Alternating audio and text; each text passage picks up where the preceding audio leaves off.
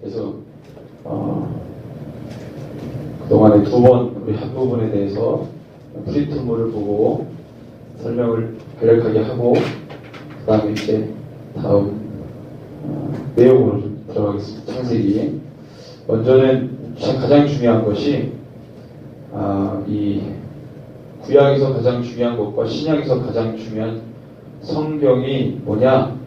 그게 딱 물었을 때 구약에서는 모세오경, 신약에서는 사복음서, 복음서, 그죠?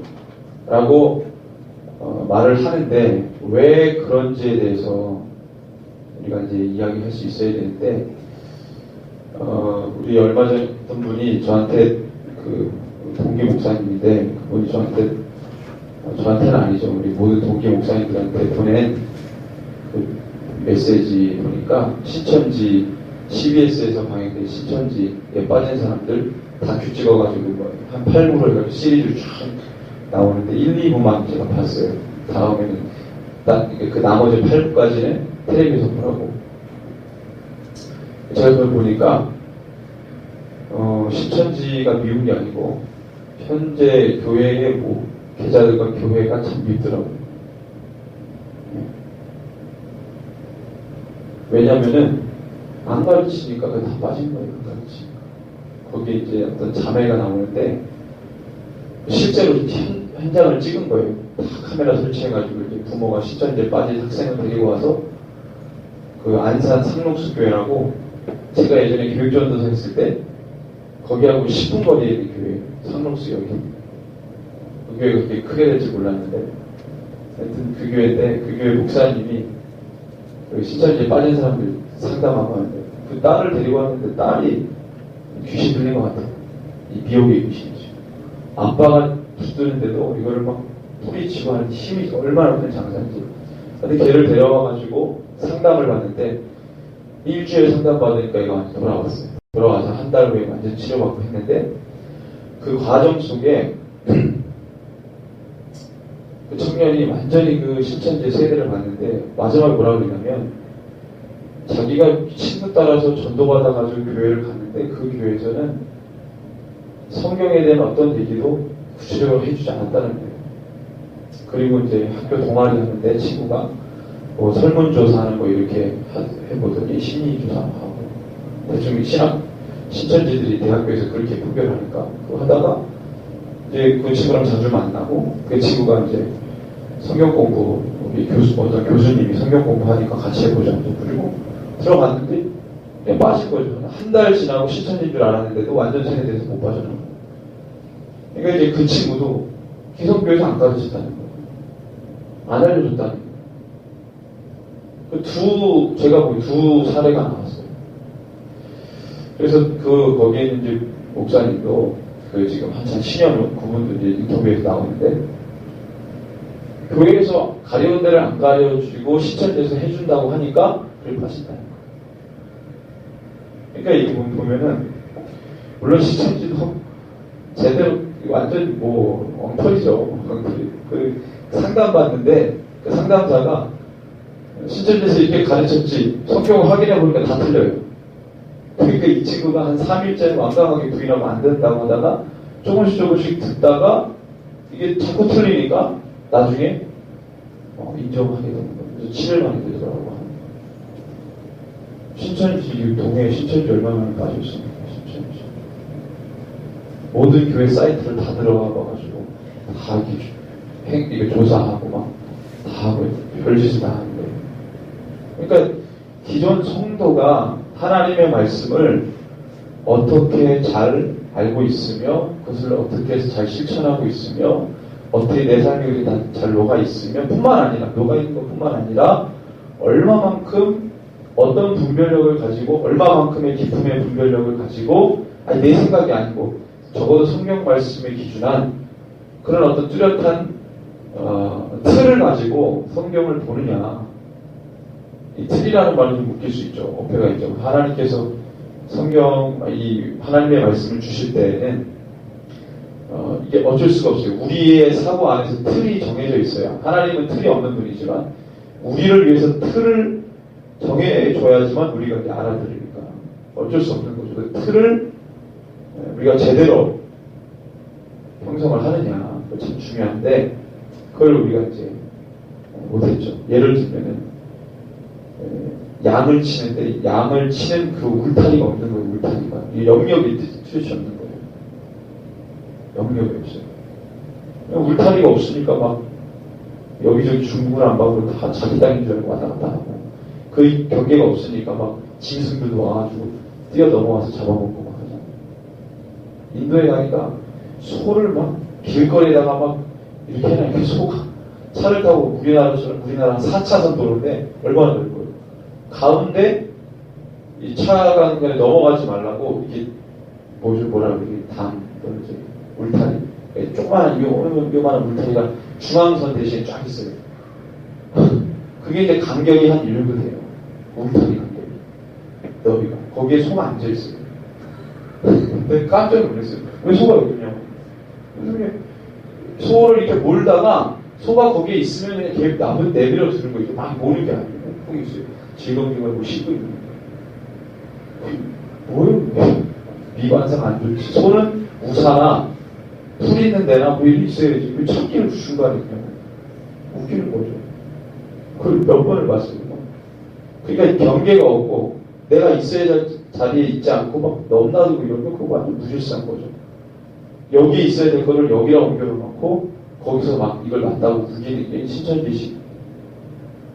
그러니까 그 데리고 온 엄마 아빠는 예수를 안 믿어요. 근데 그 상담사가 자꾸 설명하는데 엄마 아빠가 내가 들어도 이건 아닌 것 같다. 처음 듣는데, 성경 말씀을 엄마 아빠가 처음 듣는데도 야, 내가 들어도 이건 아닌 것 같다. 그러니까 딸이 완강하게 부인을 아니 신천지가 맞다는 거예요. 엄마 아빠는 교회 안 다니는 사람이에요. 근데 상담사 분이 며칠째 성경을 가르치니까 그 해석해 주는 거 듣고 엄마 아빠가 내가 들어도 이건 아닌 것 같다. 내가 들어도. 예수를 안 믿는 그 부모가 들어도 이건 아닌 것 같다는 거예요. 분별력이 그렇게 없는 거예요. 그냥 들어도 아닌 것 같은데도 막 거기에 막 죽게 살기를 봐. 근데 나중에 보니까 신천지에서 다 가르치죠. 요렇게 행동해라, 저렇게 행동해라, 눈물도 안 나오는데 막 울어라. 눈물이 안 나와요. 그냥 소리는 우는 거예요. 와 우는 거예요. 그러니까 상담사가 다 알죠. 신천지 신경 울지 마. 다 하는 거예요. 행동 요령을 다 가르치는 거예요. 상담소 가면은 널 가다 놓고 감금시켜가지고 뭐 줄로 묶어놓고 한다. 그러니까 이제 다 이 자료로도 그 신천지에서 다 그렇게 교육을 하는 거죠. 얼마나 웃겨요. 한번 매입을 못 빠져나오는 거예요. 그러니까 우리가 스스로 이런 것들을 갖추지 않으면 신천지에 빠지진 않았지만 신천지에 준하는 자기 논리에 빠져있는 사람들도 같은 영역 아니에요. 주님의 말씀을 벗어나면 이 틀을 갖고 있지 않으면 넘어갈 수밖에 없어요. 그래서 이런 것도 구약에서 제일 중요한 성경 어디냐? 그럼 답을 못해요. 다 중요하죠, 이거. 그럼 성경 전체 다 중요한데 뭐하를 물어봐요? 그 중에서도 중요한 게 있으니까 물어보는 거지. 다 중요해요. 그건 다 모른다는 거예요. 모세 오경이 중요해요. 그럼 왜 구약에서 모세 오경이 중요하냐? 왜냐하면 이 모세 오경은 출애굽이라고 하는 사건을 기반으로 해서 주어진 하나님의 말씀이고, 출애굽 사건은 요한복음에도 나오지만 이건 이제 우리가 배웠던 거죠. 출애굽 사건은 이스라엘 역사 속에서 너가 가장 중요한 사건을 꼽아봐라. 그러면 출애굽 사건이 이스라엘 백성들에게. 왜? 이스라엘 백성들이 이스라엘이라는 민족의 칭호를 받은 것은 언제입니까? 야곱 때예요. 엄밀히 말해서 아브라함은 종족상으로는 어떤 종족입니까? 어떤 민족, 뭐라고 해야 돼요? 어떤 족속입니까? 아니, 믿음의 족. 엄밀히 말하면 육체적으로는 어디에요, 이 사람이? 센 쪽이고, 그 다음에 살았던 지역은 어디예요? 메소포타미아 지역이에요. 우상이 차분한 지역이에요. 이스라엘 민족 그러면 전통적으로 어디에서 사는 사람이 이 사람이죠? 지형적으로. 하나. 아브라함하고는 안 맞아요. 근데 이제 우리가 이스라엘 민족의 조상 그러면 대개 누구를 얘기합니까? 왜 아브라함 얘기해? 노아는 아니에요? 노아는 아니에요. 근데 이스라엘의 조상 그럼 대부분 아브라함이라고 해요. 노아는 아니에요? 아담은 아닌가? 왜 아브라함이라고? 이게 뭘 물어보면 어디서 들은 답을 탁탁탁 얘기하는 거예요. 성경에서 잘 깊이 보지도 않고. 이런 게 그냥 선무당에 사람 받는 거예요. 그러니까 제가 저번에 말씀드렸듯이 이스라엘은 혈통하고 상관없는 거예요. 이거는. 이 칭호 받은 거는. 이거는 약속. 약속하고 맞는 거예요. 약속. 이스라엘이란 이름의 칭호는 야곱 때문에 준 거예요. 이 야곱은 아브라함에게 주신 약속, 이삭에게 주신 약속, 이게 야곱에게로 와서 야곱에게 주신 약속이 아브라함에게 준 약속이 야곱까지 와서 이 약속을 이루기 위해서 요셉 이야기가 필요했던 거고, 왜 필요합니까? 애굽에 가야 되니까. 너가 4대 만에 니네 민족이 4대 만에 지방에서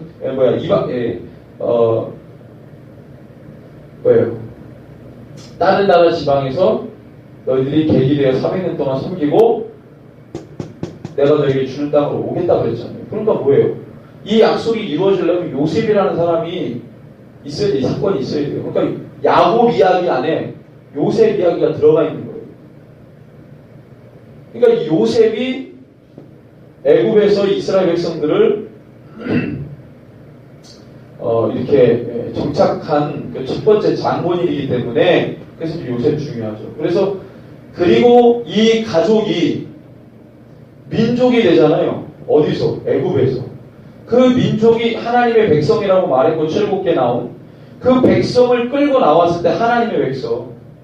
그러니까 이스라엘 민족이라는 이 민족에 걸맞는 역사가 어디를 토대로 형성되냐면 출애굽이라고 하는 그 배경을 토대로 이게 형성되었기 때문에 그 다음에 이스라엘 백성을 향한 모든 메시지들은 다 이 배경을 전제로 하고 나가는 거예요. 이걸 부정하면, 이걸 중요하지 않다고 말하면 이제 의미가 별로 없는 것이죠. 이것을 그래서 구약에서 중요한 게 이제 모세오경 이렇게 말하는 것이죠. 그러면 신약에서 복음서 왜 중요하냐? 당연하죠. 예수님에 관한 전기 형식의 모든 디테일한 예수님의 행적들이 복음서에 다 나오잖아요.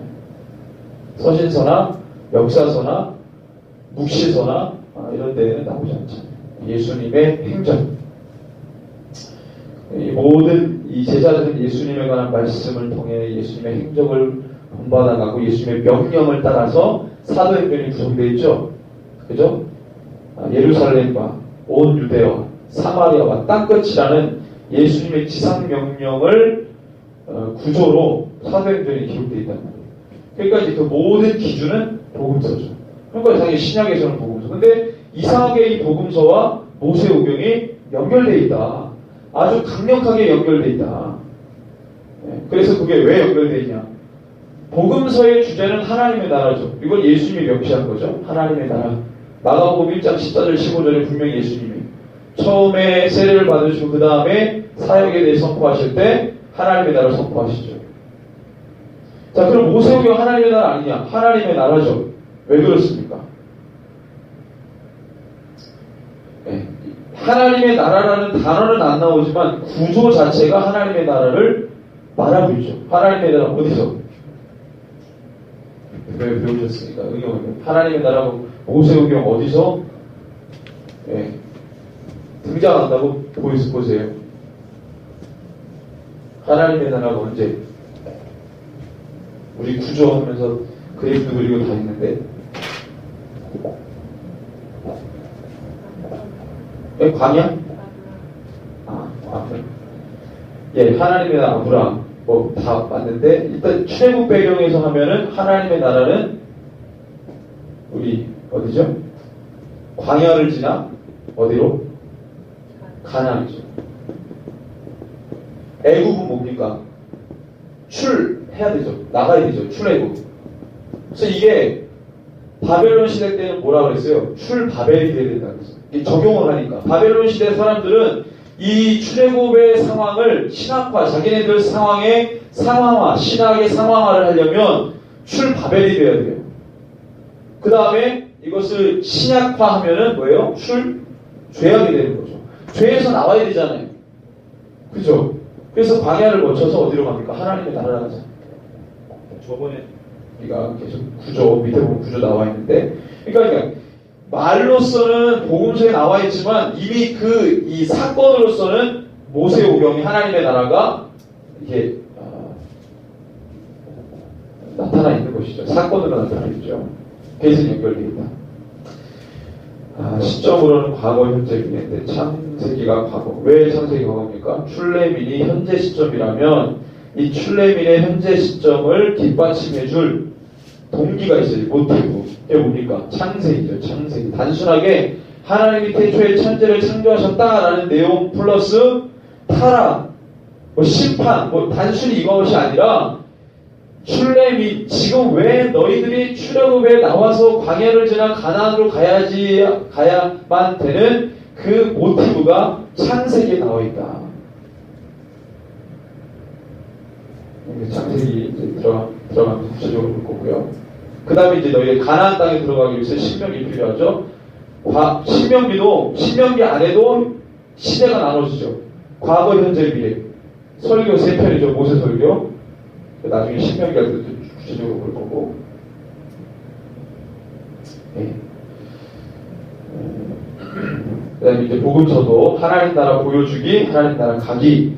그렇게 해서 제가 구조를 그렇게 나눴습니다. 그래서 요것이, 어떻게 보면은, 요거 하나만 보면은, 이런 구조로, 이렇게 영적으로 맥락이 연결되어 있구나, 흐름이 연결되어 있구나라는 정도만 알고 계시면은, 정리가 잘 되어 있는 것이다. 여기서 또 개인적으로 말씀을 묵상하고 상고해 가시면서 더 많은 것들 하나님이 열어주실 때, 우리가 이제 또 확장이 되는 거고. 그래서 오늘은 창세기를 깊이 좀 보는데요. 제가 프린트물 저번에 나눠준 거에 다 있을 겁니다.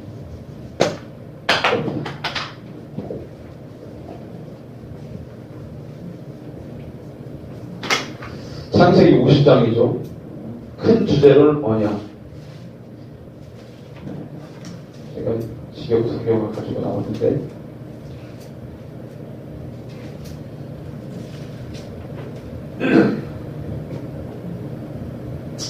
예, 언약이죠. 그 다음에 부주제로는 택하였더라. 보통은 창세기를 이렇게 나눕니다. 2개로 나눌 때는 1장에서 11장, 그 다음에 12장에서 50장입니다. 아주 쉬워요. 1장에서 11장을 보통은 원시 역사라고 합니다. 12장에서 이걸 제가 주성해서 했네요. 이제 기억나네요. 족장 역사.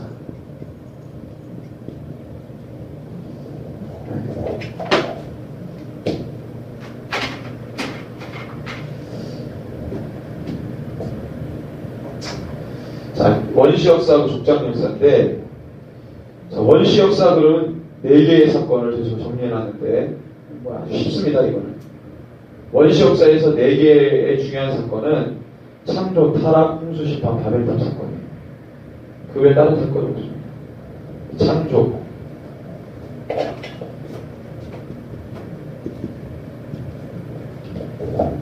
타락, 그 다음에 홍수, 심판, 그 다음에 바벨탑 사건.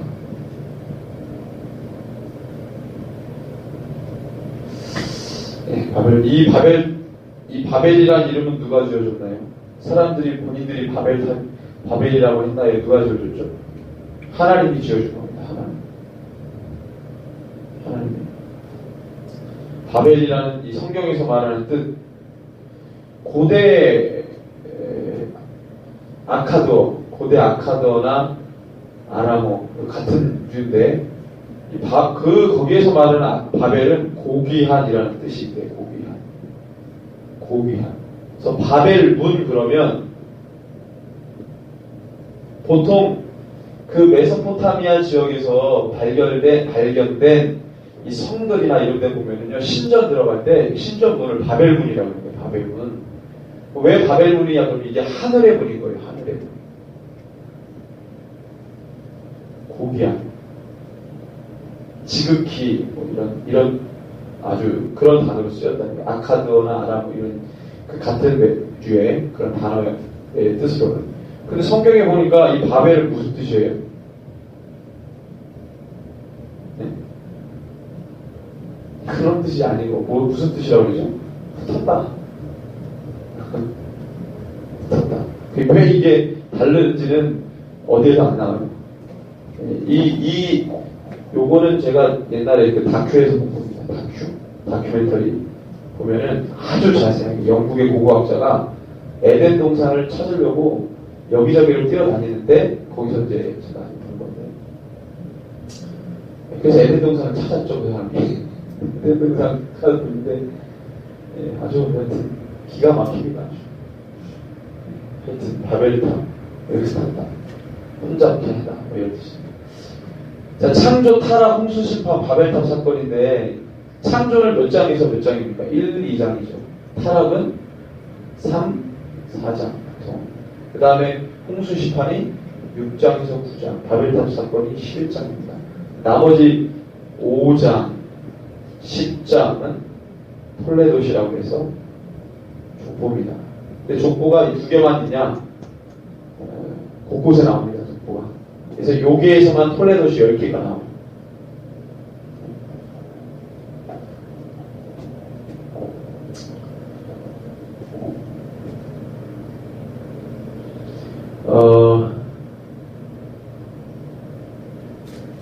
그래서 우리 성경책 창세기를 보고 있습니다.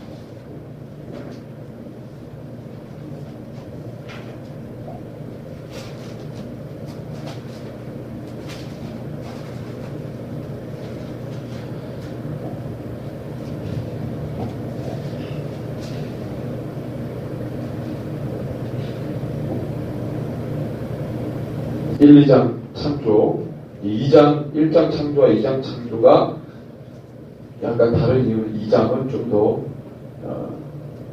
1장은 객관적으로 쭉 기술에 나간 창조라고 보면 2장은 객관적인 기술에 의한 창조 내용이 아니라 누구에게 맞춰져 있습니까? 사람 창조에 좀 포커스가 맞춰져 있으니 그게 좀 다른 겁니다. 이제 여기서 우리가 알 수 있는 것은 이 두 부분, 창조와 타락에서 우리가 알 수 있는 것, 좀 우리가 유추해보고 좀 깊이 좀 본다면, 자, 하나님이 창조하셨다는 거예요. 모든 만물의 창조자라는 거예요. 우리가 이 부분에서만, 이 두 부분에서만 알 수 있는 것은 하나님 창조자. 두 번째는 하나님 말씀하세요. 우리 가운데 사명을 선포해 주세요. 우리한테 원하시는 게 있어요. 원하시는 게. 그럼 이 원하는 게 뭐냐? 첫 번째는 1장 26절에서 30절이죠. 생육하고 번성하고 충만하고 정복하고 다스리는 거예요. 5가지를 우리에게 원하셨어요. 적어도 하나님을 제외한 이 엄청난 5가지의 권한을 받은 존재는 우리가 유일합니다. 하나님이 제외하고 천사들에게도 이 권한을 안 줬어요. 오직 우리에게만 준 거예요. 하나님의 형상과 모양대로 지음받은 우리만 받은 거지 어떤 천사에게도 이 권한을 위임한 적이 없어요. 만들어 놓으시고 피조물을, 천사도 피조물이니까 생육하고 번성하여 충만하라, 정복하라, 다스려라. 이 5가지는 우리에게만 준, 하나님이 우리에게만 원하시는 거예요. 이거 우리가 해야 되는 거죠. 우리가 범죄를 했어도 노아 때에 이르러서 이게 한 번 더 나옵니다. 노아 홍수 심판 때 하나님 한 번 더 이걸 명해요. 근데 조금 이제 여기는 5가지인데 만약에 이 5가지 가지가 중요하다 그러면은 중요하겠어요. 5가지. 생육하고 번성하고 충만하고 정복하라, 다스려라. 이게 같은 의미의 같은 개념의 말을 5번 강조하느라고 한 것인지 아니면 각각이 가지고 있는 개념들의 독자성을 인정하면서 우리에게 5가지 정도를 요구하신 것인지, 그건 우리가 이것도 좋고 저것도 좋을 수 있어요. 동일한 개념을 5번 강조한 것이다. 아니면 각자의 독립적인 개념을 우리에게 다 요구하신 것이다. 어쨌든 간에 하나님께서 우리에게 엄청난 것을 지금 바라신다는 거예요. 이걸 감당해야 된다는 거예요. 이루어야 된다는 것이죠. 그런데 이것이 홍수 심판 이후에 노아에게도 얘기하시는데,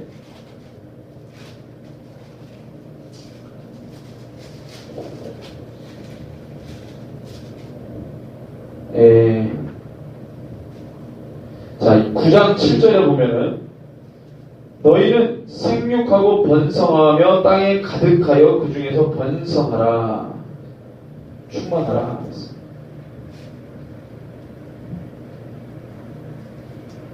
1장 제가 직역을 한번 읽겠습니다. 이런 게 좀 재밌는데 1장 28절을 직역을 합니다. 제가 하나님께서 그들에게 복 주시며 말씀하셨다. 번성하고 많아져서 그 땅을 채우고 정복하여라. 그리고 바다의 물고기와 하늘의 새와 땅에 움직이는 모든 짐승을 다스려라. 이렇게 말했다는 거예요. 이것이 홍수 심판 이후에 변화를 좀 본다면, 각각의 개념의 독자성을 인정해서 우리에게 각각의 것들을 요구하셨다고 한다면 변화에 대해서 좀 우리가 주목해야 될 필요가 있잖아요. 한 가지 중요한 것을 5번 얘기했다면 그럴 필요 없겠지만 9장 7절에 너희는 번성하고 많아져서 땅에서 들끓고 많아져라. 그러니까 9장 7절에 보면은 단어는 개역개정의 단어로는 생육하고 번성하며 번성해라, 뭐 가득해라, 뭐 이렇게 했다면 그거는 동일한 의미잖아요. 그죠? 근데 직역으로도 보니까 너희는 번성하고 많아져서 땅에서 들끓고 많아져라. 똑같은 개념을 지금 몇 번 반복할 거예요. 그럼 이거는 뭐라는 거예요? 노아 홍수가 끝나고 바랬던 것은 뭐를 바란 거죠? 뭐만 바란 거죠? 많아져라. 너희들이 많아져라. 근데 1장 28절에 보면은 번성하고 많아져서 그 땅을 채우고 모두 덧붙이냐면 정복하여라. 그리고 다스려라. 그 앞에 2개 많아져라, 그냥 많아져라. 번성하고 뭐 이거는 똑같은 말 아니에요. 번성하고 많아져라, 이거 똑같은 얘기니까 채워라, 이거 많아지니까 많아져라. 그 다음에 덧붙인 것은 다른 것은 여기서도 다르게 나오죠. 정복하는 거하고 다스리는 거예요. 근데 정복하다와 다스리다도 같은 어원을 두고 있는 것이거든요. 그러니까 엄밀히 말하면 2가지 정도의 개념이 있는데 창세기 1장 28절에는 어원으로 보면, 직역으로 보면 약 2가지의 개념이 주어진 것이고, 노아 홍수 심판 이후에는 그냥 한 가지만 주어졌다. 우리가 이제 면밀히 보자면 그런 거예요. 여기서는 2가지 정도, 우리가 이제 개역 개정을 하면 5가지인데 직역을 하면 한 2가지라고 봅시다. 근데 여기서는 한 가지. 그냥 여기는 단순히 많아져라. 여기는 많아지고 정복하고 다스려라. 그래서 요게 일단은 우리에게 원하시는 거죠. 죄가 들어오기 전에 애초에 하나님이 가지고 계셨던 생각이죠. 2번째는 뭐냐면 에덴입니다. 에덴인데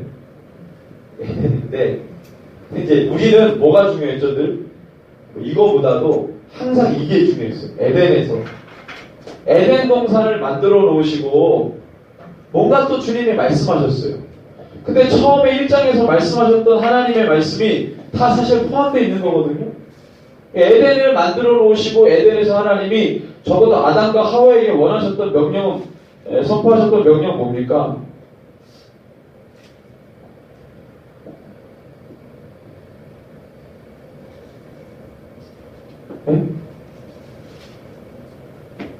자, 이 2장 19절에 보니까 여호와 하나님은 흙으로 각종 들짐승과 공중의 각종 새를 지으시고 아담이 무엇이라고 부르나 보시려고 그것들을 그에게로 이끌어 가시니 아담이 각 생물을 부르는 것이 곧 그 이름이 되었다. 이렇게 말하거든요.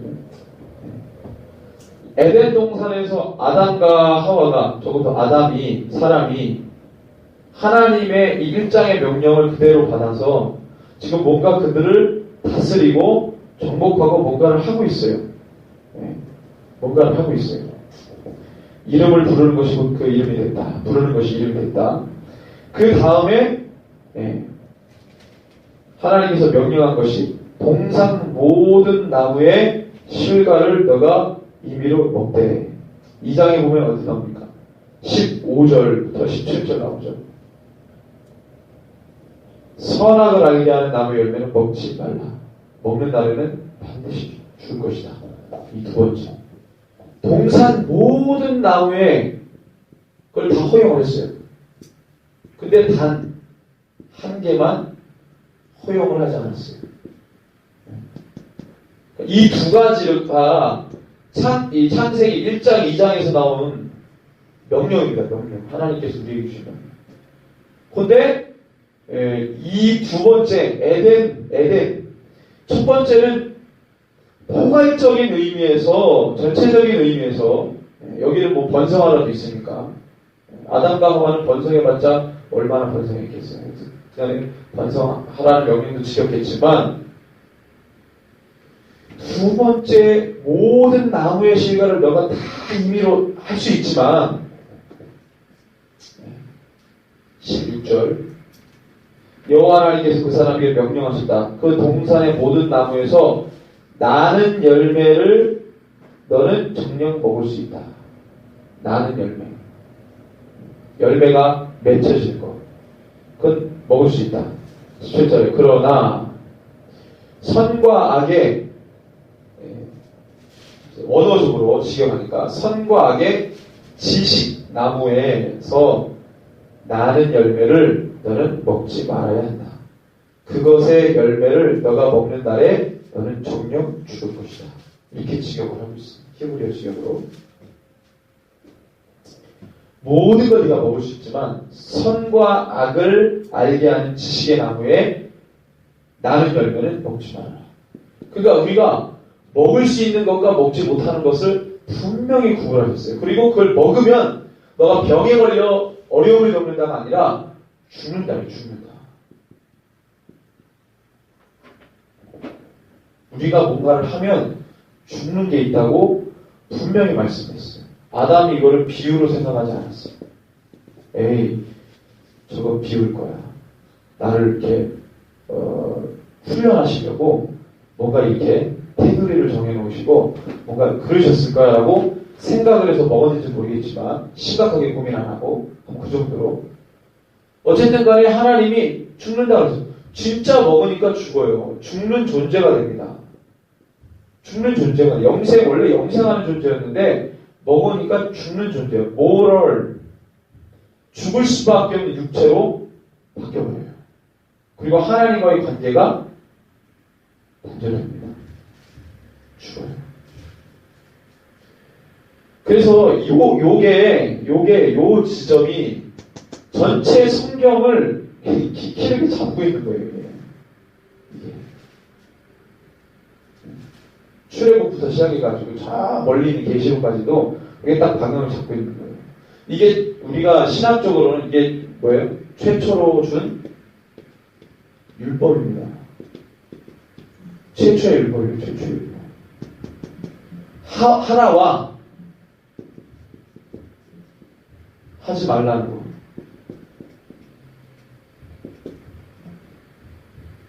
두와 두 이거 얘기하는 거죠. 율법이 그거거든요. 하라와 하지 말라의 경계를 정확하게 해주는 거예요. 이거는 해라. 하지만 이거는 하지 말아라. 이걸 정확하게 그어주기 율법이에요. 똑같죠. 이것이 신약에 가도 똑같아요. 예수님께서 하라와 하지 말라를 정확하게 구분하십니다. 너희들이 이런 것들은 하고 이런 것들은 하지 말아라 라고 정확하게 얘기해요. 그런데 이 율법이 시대를 거쳐오면서 분명한 경계였던 것들이 모호해집니다. 모호해져요. 사람의 교훈과 사람의 전통과 사람의 말로 가득해지니까 하나님이 애초에 주셨던 하나님의 마음도 온데간데 없고 이 경계도 불분명해지는 거예요. 그래서 해도 되고 안 해도 되고 하는 경계가 불분명해지고 심해집니다. 그걸 주님이 오셔서 경계를 잡아주시니 성령이 임할 때 레위 사람 구브로 지역에서 난 바나바가 성령 받으니까 자기 땅을 자기 것이 아니었어요. 그게 내 땅인 줄 알았는데 내 땅이 아니었어. 왜? 율법에서 레위인은 그 땅을 가지면 안 돼요. 그러니까 성령 받으니까 뭘 지켜요? 말씀을 지켜요. 이게 내 게 아니구나. 하나님 앞에 드립니다. 이 경계가 모호해졌어요. 그러니까 이게 우리의 경계를 잡아주는 거예요. 그러니까 이거 하나님께서 경계를 잡아준 거를 사단이 와서 경계를 허무는 거예요. 넘나들 수 있게. 이게 하나님 막아버렸는데, 근데 이거 경계될 수 있게. 너 하나님처럼 될 거야. 창조주와 피조물은 경계를 넘나들 수가 없어요. 창조주가 하지 말라고 하면 피조물은 안 해야 돼요. 그런데 이 경계를 허물어요. 아니야, 너 하나님처럼 돼. 그래서 지금 이 경계 허무는 작업이 엄청나게 많이 일어나잖아요.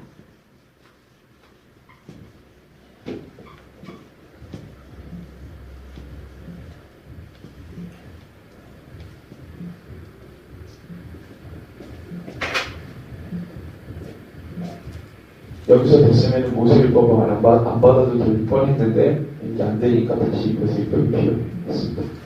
자, 그래서 이 창조 1, 2장의 이 부분. 자, 근데 이제 3, 4장에 가니까 이제 깨집니다, 이게. 타락이죠, 타락. 3장. 그런데 뱀은 여호와 하나님이 지으신 들짐승 중에 이렇게 시작합니다. 제가 이제 직역을 읽으면 뱀이 여호와 하나님께서 만드신 모든 들짐승 중에서 가장 교활했다. 자, 뱀이 이렇게 나옵니다. 뱀이 여호와 하나님께서 만드신 모든 들짐승 중에서 가장 교활했다. 그렇게 생각해 봅니다. 뱀은 동물이잖아요, 지금 여기서. 이 당시에도 뱀이 있었겠죠. 모든 동물은 누가 만들었죠? 하나님. 얘는 다른 사단이라는 존재가 있는데 사단이 뱀을 만든 게 아니라 여기 성경에 보니까 개역개정에도 뱀은 여호와 하나님이 지으신 들짐승 중에 가장 강교하니라. 직역에 보니까 뱀이 여호와 하나님께서 만드신 모든 들짐승 중에서 가장 교활하였다. 하나님 만드신 거예요. 근데 동물마다 특성이 있어요. 동물의 특성을 말해주는 거죠. 뱀이 모든 들짐승 중에라고 했으니까 모든 짐승들 중에 뱀이 강교한 거예요. 어떤 동물은 이런 특성, 어떤 동물은 이런 특성. 동물들하고 좀 비교합니다, 뱀을. 그죠? 단순히 뱀의 어떤 습성에 대해서. 자, 그런데 교환했는데 그 뱀이 이제 여자에게 말합니다. 뱀이. 그랬더니 어떤 정말 뭐 같은 학자는 고대 동물들이 이제 성경에 뱀이 말을 하니까 말을 했다는 거예요. 왜? 혀가 있으니까. 동물 중, 이 조류 중에서 말하는 새가 무슨 새죠? 앵무새죠? 앵무새는 말을 합니까? 못합니까? 왜 말을 하게요? 혀가 있어서 합니다. 이건 과학적인 얘기예요. 혀가 있으면 말을 한다는 거예요. 혀가 없으면 말을 못해요. 소리만 나지. 혀가 있으면 말을 할 수 있어요. 말. 어떤 가르치면 말이 돼요. 야, 너 하고 이 혀하고 부딪히는 소리 때문에 이게 돼요. 그러니까 무슨 뭐 같은 학자는 뱀이 혀가 있으니까 말을 했다는 거예요. 그렇게 보십니까? 아니면 또 하나는 이 가장 강교한 뱀의 습성이 가장 강교한데 거기에 사단이 들어갔다고 보십니까? 성경에 동물이 말한 예가 두 예예요. 이 예하고 또 어디 나오죠? 발람 선지자가 나귀 타고 가다가 발람이 하도 못 알아들으니까 앞에 천사를 나귀만 봤어요. 나귀가 천사를 피해서 자꾸 무서운 천사를 피해서 자꾸 다른 데로 가려니까 발람이 어떻게 해요? 발람 천사를 못 보죠? 자꾸 나귀를 때립니다. 근데 나귀가 뭐라고 말을 해요? 그만 좀 때리라고. 저기 앞에 천사가 있는 걸 못 보냐고. 그렇게 말을 하잖아요. 그럼 원래 나귀가 말을 하는 존재였어요? 하나님께서 말을 하게 하신 거죠. 이 뱀은 원래 말을 하는 거였어요? 동물이? 뭐가 들어간 거예요, 지금. 근데 우리의 어떤 시각 능력을 이제 여기서 우리가 이제 아는 거예요. 뱀이 간교했다 그러면 사단에 들어가서 뱀이 간교해진 게 아니고, 그럼 사단이 왜 뱀을, 모든 들짐승 중에 왜 뱀을 택했을까요? 네? 습성이 맞으니까. 습성이 맞으니까 뱀에 들어간 거죠. 그럼 뭐 하려고 여기다가 간교했다는 말을 넣겠어요? 그럼 이렇게 말을 바꿔야죠. 뱀은 여호와 하나님이 지으신 짐승이다. 사단이 간교해서 뭐 이렇게 나와야죠. 근데 가장 먼저 뭘 말해요? 뱀은 여호와 하나님이 지으신 들짐승 중에 가장 간교하다. 하나님이 지으신 동물 중에 뱀이 좀 간교하다는 거예요. 그 뱀의 습성에 뭐가 들어간 거예요? 사단이 들어간 거죠. 이게 왜 제가 이걸 강조하냐면, 제가 이거 좀 주석 때 한번 했던 것 같아요. 이제 기억이 나네요. 여러분들 기억이 나실지 모르겠는데 이제 기억이 나요. 주석에서 했어. 왜 이게 중요하냐면, 제가 이거는 아주 이게 중요한 유레카입니다. 유레카. 들으시면. 자, 처음에 이게 타락 부분이에요. 지금도 그렇게 사단이 역사하기 때문에, 처음에는 사단이 아담과 하와를 넘어뜨리고 또 하나님이 지으신 에덴에 죄가 들어오기 전이죠. 자, 보세요. 죄가 사람에게 들어오기 전에 이미 무슨 존재가 있는 거예요? 잘 생각해 보세요. 죄가 사람에게 가입하기 전에 가장 그 전에 뭐가 있었다? 무슨 존재가 있었어요? 타락한 존재가 있었던 거예요. 그죠? 이거는 우리가 성경을 통해서 얼마든지 유추 가능한 거잖아요. 그죠? 사람에게 들어오기 전에 이미 타락한 존재가 있는 거예요. 그게 뭐겠어요? 사단이죠. 사단이에요. 사단 자체가 뭐예요? 꿰는 자.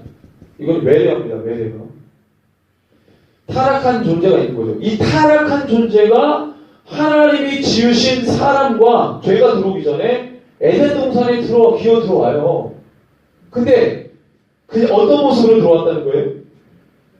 뱀의 모습으로 들어왔다는 거예요. 뱀. 그 하나님이 알았을까 몰랐을까? 네? 그거 하나님이 알았는데 하나님이 지었잖아요. 뱀을. 하나님이 지은 뱀에 사단이 들어온 걸 하나님이 알았어요 몰랐어요? 알았죠. 근데 왜 가만히 계셨을까? 누가 이렇게 질문하면 뭐라고 대답하시겠어요?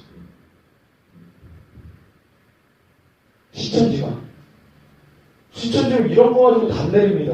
모르면 훅 들어가는 거예요. 신천지랑 싸우려고 지금 하는 건 아니지만, 저건 우리가 하나님 주신 뇌가 있고 지각 능력이 있고 성령의 역사이기 때문에 이 기도하면서 열어주신 거거든요. 이게 보세요. 지금도 뱀이 이렇게 사단이 역사한다니까요. 이게 타락한 존재가 그냥 들어올 수가 없어요. 왜?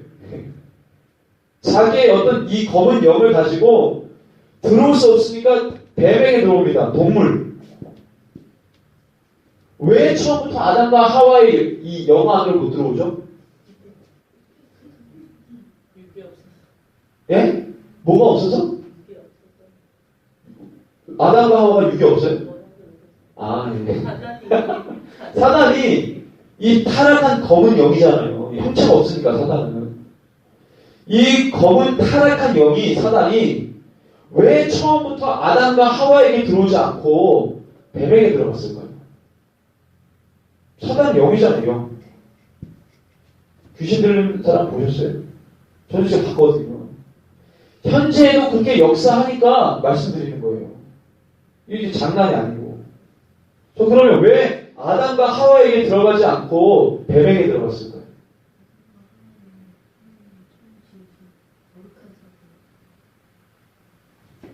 이 사람을 지을 때 뭐하고 뭐가 신주했죠? 예? 영과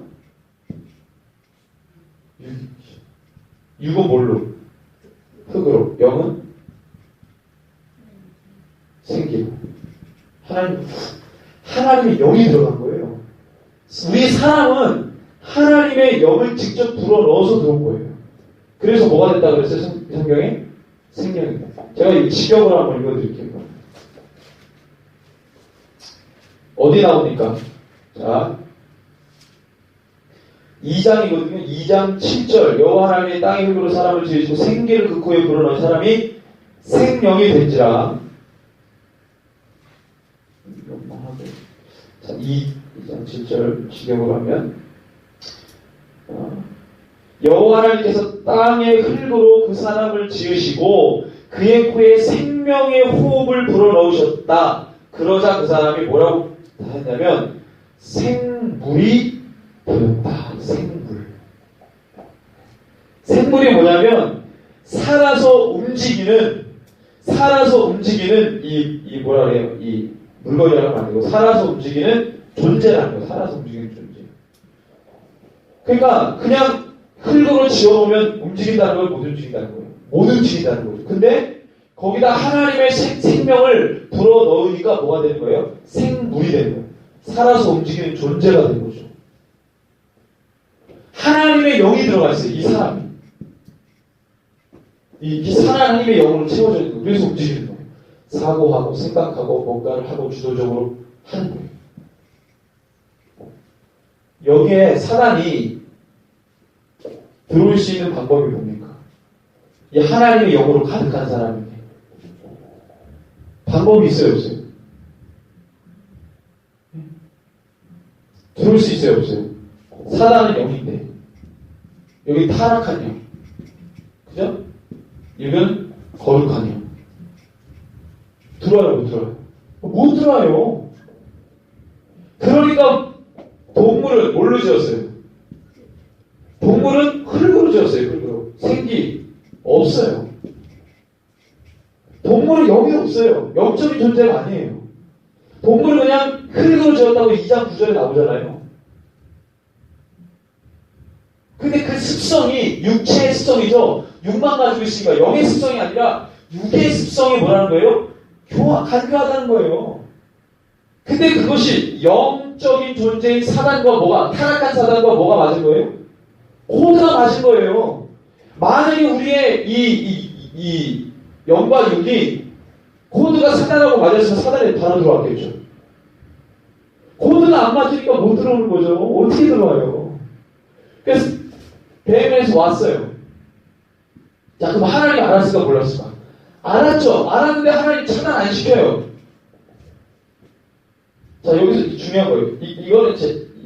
이것도 내용이 엄청나게 많기 때문에. 자, 그러면 두 번째, 뱀이 말을 합니다. 사단의 말을 합니다. 두 번째, 뱀을 입고 들어왔어요. 그 사단이 하와에게 이야기합니다. 뭐라고 얘기하죠? 이걸 우리가 다 한 건데, 하나님이 참으로 너희에게 동산 모든 나무의 열매를 먹지 말라고 하시더냐. 자, 또 직역성경. 자, 그 뱀이 여자에게 말하였다. 참으로 하나님께서 그 동산의 모든 나무로부터 나는 열매를 먹지 말라고 하셨느냐. 질문이 이상하잖아요. 질문이. 아니, 원어로 읽어도 참으로 하나님께서 그 동산의 모든 나무로부터 나는 열매를 먹지 말라고 했어요? 아니죠. 모든 나무는 먹으라고 했어요. 모든 나무에서 나는 열매를 먹으라고 했어요. 근데 먹지 말라고 하더냐라고 하면 먹으라고 한 게 생각나요? 먹지 말라고 한 게 생각이 나요? 99개를 먹으라고 했던 게 생각이 안 나고 모든 나무에 나는 열매를 먹지 말라고 하더냐라고 하면 먹으라고 했던 99개가 생각나는 게 아니라 먹지 말라고 했던 한 개가 생각이 나요. 이게 사단의 교묘한 미혹 전략입니다, 이게. 그래서 왜 우리가 감사 이거 강조하냐면 하나님 99개를 너에게 줬으니까 감사하라는 거죠. 불평하니까 출애굽 시대 때 어떻게 해요? 광야 시대 때 자꾸 불평하니까 하나님이 죽여요. 심판합니다. 이게 계속해서 꼬리에 꼬리를 물고 지금까지도 사단이 이 전략 가지고 쓰는 거예요. 그러니까 이거 안 준 거 하나를 굉장히 집착, 노력, 연구, 발전, 확대시켜서 사람들이 이걸 키우는 거예요. 이게 뭐예요? 선악을 알게 하는 지식의 나무입니다. 이 하나. 그러니까 이걸 안 준 거, 이 준 거에 대해서 감사하고 누리면서 하는 게 아니라 안 준 거를 어떻게 해요? 연구하고 발전시키고 확대시키고 강하게 하고 이거를 막 극대화시켜가지고 이걸 키워요. 그래서 하나님의 경계를 넘어서려고 합니다. 왔다 갔다 하려고. 이게 아직도 쓰는 거예요. 그럼 이게 맞다라고 관철시킵니다. 그때 뭐가 필요하냐면 사상이 필요해요. 이데올로기가 필요합니다. 왜? 항상 보면은 사람들을 설득시킬 때 가장 먼저 그 사람들의 생각을 사로잡기 위해서 이념을 만들어요. 이념. 사상 체계를 만듭니다. 그곳으로 사람들의 생각을 신으로부터 차단시켜요. 먼저 뱀이 와가지고 기적을 일으킨 게 아니거든요. 뭘부터 했습니까? 대화 시도예요, 대화. 너가 가지고 있는 이데올로기를 내가 바꿔놓겠다는 거예요. 만약 우리는 복음인데, 우리의 이데올로기는 복음 아닙니까? 우리의 복음을 변질시키려고 대화하는 거예요. 너가 가지고 있는 이념을 내가 바꿔놓겠다는 거예요. 너의 사상을, 복음의 사상을 내가 세상적 사상으로 바꿔놓겠다는 거예요. 대화 시도합니다. 거기에 분별력이 없으면 다 넘어가는 거예요. 아담과 하와죠. 자, 그래서 사단이 하와에게 묻잖아요. 그래서 뭐라고 했습니까? 여자가 뱀에게 말하되 동산 나무의 열매 우리가 먹을 수 있으나 동산 중앙에 있는 나무의 열매는 자 이렇게 해서 뭘 중심으로 얘기합니까? 먹지 말라고 한 것에 대해서 언급해요. 그러니까 사단이 물어본 의도하고 맞아 떨어지죠. 잡아먹힌 거예요. 사단이 의도한 대로 말하고 답을 주고 먹힌 거예요. 사단은 안 준 거에 대해서 집착하게 만들어요. 그게 목적입니다. 준 거에 대해서 생각하지 않고 안 준 거에 대해서 집착하게 만들어요. 그러니까 대답을 하다가 안 준 거 물어보죠. 모든 나무의 열매를 먹지 말라고 하더냐? 앞에는 맞지만 뒤에는 틀리잖아요. 먹지 말라고 하더냐? 그러니까 먹지 말라고 했던 한계에 집착하는 이걸 대답을 합니다. 이거 먹으면 죽는다고 했습니다. 그랬더니 신학자들이 이거 뭐라고 가르쳤어요? 하와가 제대로 말한 거예요, 아니에요? 저는 이런 것도 좀 짚고 싶은데 제가 직역으로 한번 읽겠습니다. 자, 개역개정은 동산 중앙에 있는 나무의 열매는 하나님의 말씀에 너희는 먹지도 말고 만지지도 말라 너희가 죽을까 하노라 하셨느니라 이렇게 말했어요. 직역으로 하면 그러나 그 동산 가운데 있는 나무의 열매는 너희가 그것을 먹지 말고 손대지 말아서 너희가 죽지 않도록 해야 한다. 제가 이거 분명히 얘기했습니다. 제가 기억이 나요. 이거 하와가 제대로 얘기한 거라고. 개혁개정 꼴랑 이거 하나 보고 그렇게 가르쳤어요. 이거 하와가 죽을 까느라 했다고. 죽을 까느라 했다고. 이거 정령 죽으리란데 죽을 까느라 했다고. 이 직역 성경 보니까 뭐라고 되어 있어요? 자기가 알고 있는 바를 잘 얘기했어요. 근데 저는 근데 뭐 이거 직역성경 보고 말한 것도 아니고 아무리 봐도 그러나 그 동산 가운데 있는 나무 열매를 너희가 먹지 말고 손대지 말아서 너희가 죽지 않도록. 먹으면 죽으니까. 죽지 않으려면 어떻게 해야 돼요? 만지지 말고 뭘 먹지 말아야 되잖아요. 손대지 말고. 그랬어요. 그러면 하와는 어디서 넘어진 거예요? 시점, 넘어진 시점이 어디라고 생각하십니까? 하와가 사단에게 넘어진 시점. 이거 대답했다고? 아니, 자기가 알고 있는 대답했어요. 근데 틀을 보니까 어디서 무너졌어요? 1차적으로는 그 당시에 동물 중에 말하는 동물이 있었어요, 없었어요? 예? 있었어요, 없었어요? 누가 뭐 있었어요? 뱀은 이제 사단이 들어서 그런 거고, 아담과 하와가 동산에서 있을 때, 그 전에 동물들 중에 말하는 동물이 있었어요, 없었어요? 없잖아요. 근데 뱀이 말을 하네? 근데 뱀이 말을 하는데, 야, 너 잘 지내? 야, 너 뭐 이렇게 같이 놀자가 아니라, 그 뱀이 뭐라고 말해요? 그러니까 여러분들, 이건 뭐 어디 주석에도 안 나와요. 안 나오는데, 처음에 넘어진 것은 하와가 뱀하고 대화를 한 거예요. 거기서 넘어진 거예요. 그리고 사단이 원하는 대답을 합니다. 중간에 죽을까 하더라도 넘어진 게 아니고 이미 넘어졌어요.